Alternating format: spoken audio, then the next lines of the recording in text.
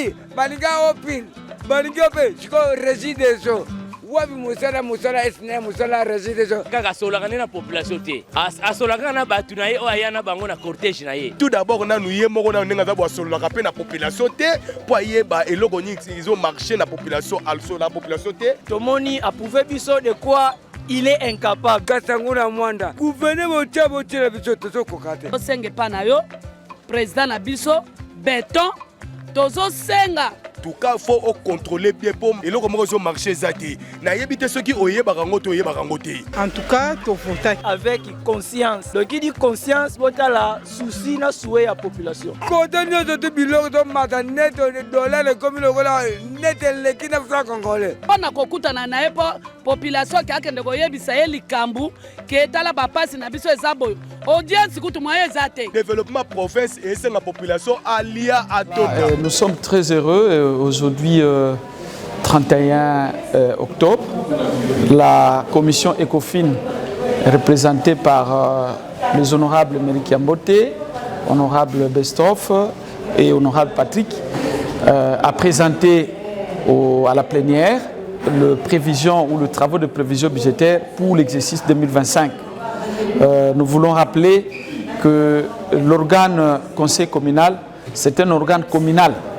Et en tant que tel, il faut déjà préparer ce qu'on appelle des prévisions budgétaires pour non seulement le fonctionnement, mais également pour la prise en charge des honorables conseillers que nous sommes. La prise en charge en termes de primes permanentes, en termes de primes non permanentes, la prise en charge même de notre personnel administratif, la prise en charge des travaux tels qu'ils doivent se dérouler au regard de notre règlement intérieur. Et donc aujourd'hui, la plénière, vous allez remarquer qu'elle n'a pas pris beaucoup de temps parce qu'il était juste question de présenter sommairement le grand ligne ou sinon le grand tableau qui a constitué nos prévisions budgétaires. Et après cette plénière, l'organe conseil communal va se réunir très prochainement pour débattre du fond de travail que la commission vient de réaliser. C'est un travail très difficile parce qu'il se tient en termes de dépenses et en termes de recettes. Et vous allez remarquer que nous avons tenu compte de 3 rubriques. La première rubrique, c'est la rétrocession nationale. La rétrocession nationale, c'est la première ressource sur laquelle nous avons fondé nos prévisions. Et ces recettes, ces rétrocessions, je voudrais dire, nous souhaitons qu'elles viennent régulièrement pour que ce que nous avons proposé comme tableau puisse se réaliser. Et deuxièmement, nous avons tenu compte de recettes d'intérêt commun.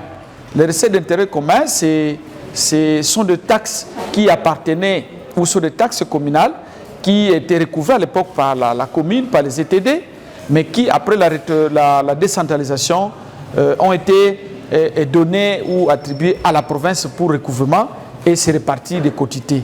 Mais malheureusement, il s'est fait que depuis un temps, aucune province ne rétrocède aux ETD. Et cela crée un dysfonctionnement dans le fonctionnement et dans l'organisation des deux organes. Mais nous sommes d'avis que notre gouverneur, son Excellence Grace Kwanga Maswangi Bilolo, qui s'inscrit dans une vision de faire travailler tout le monde, de faire respecter la proximité et de permettre à toutes les institutions, tous les organes de faire le travail, voudra vraiment s'inscrire dans une vision d'être le premier gouverneur qui va payer ces taxes. Parce que s'il est fait, ça va permettre à notre organe de fonctionner comme il se doit. Et enfin, nous avons tenu compte dans nos prévisions budgétaires de ce que nous appelons les recettes propres. Les recettes propres, c'est toutes ces taxes et tous ces impôts qui sont perçus par la commune. La commission a fait aussi un clin d'œil là-dessus parce qu'il y a beaucoup à dire. Je pense que tout prochainement, quand nous allons interpeller, nous allons inviter le bourgmestre, il aura à recevoir des recommandations par rapport à ça. Parce que nous nous sommes rendus compte que beaucoup de taxes ne sont pas mises en mouvement, ne sont pas activées. Et même celles qui sont mises en mouvement, qui sont activées, on se rend compte qu'elles ne sont pas bien gérées comme il se devait. Et donc, l'organe voudra suivre tout ça parce que lorsqu'on prévoit un budget et que lorsqu'on ne mobilise pas les recettes, ces budgets restent du papier inutile. Donc, la commission a fait son travail, la plénière aura à décider et je crois qu'à l'issue de ça, il y aura des recommandations qui vont être faites pour que ce que nous allons proposer comme prévision puissent être mobilisés et permettre à notre organe de fonctionner comme il se doit. Voilà un peu en quelques lignes ce qui a été l'objet de notre plénière d'aujourd'hui. Pendant cette session de septembre, qui est une session essentiellement budgétaire, et c'est quand même important de le préciser. Et je peux me permettre de remercier mes collègues de la commission qui n'ont pas dormi, qui ne se sont pas reposés pour faire ce travail que la plénière a apprécié. Maï, Baninga Opin, Baninga Pe, je suis résident. Wabi musala esne musala résident. Kaka solaka na population te.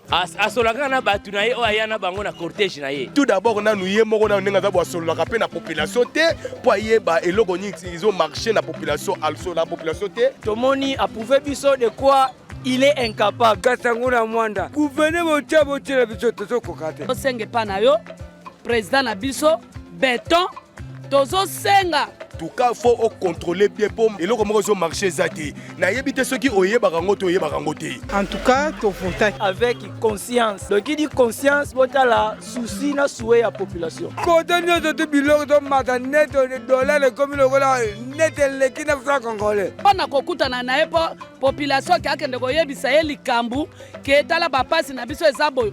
Audience kutu moye zate. Développement province et c'est la population alia à